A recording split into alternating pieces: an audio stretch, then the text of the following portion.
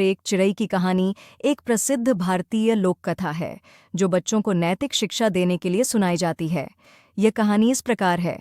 एक समय की बात है, एक जंगल में एक चिड़ै और एक कौवा रहते। चिड़ै बहुत मेहनती थी और उसने अपने लिए एक सुंदर घोंसला बनाया था, जबकि कौवा आलसी था और उसने कोई घोंसला नहीं बनाया था। एक दिन जब सर्दियां आने वाली थीं, चिड़ै अपने घोंसले में गर्मी के लिए खाना जमा कर रही थी।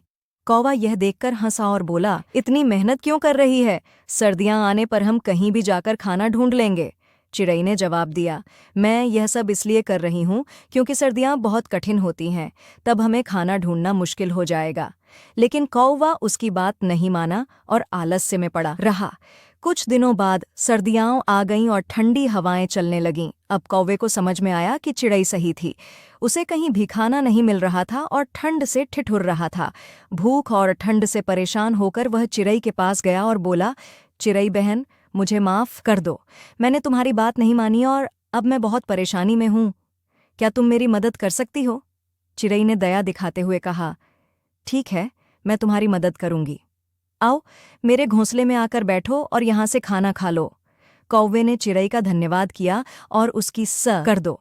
मैंने तुम्हारी बात नहीं मानी और अब मैं बहुत परेशानी में हूँ। क्या तुम मेरी मदद कर सकती हो?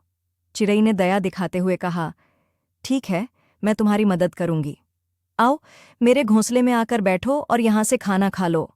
कौवे ने चिड़ै का धन्यवाद किया और उसकी स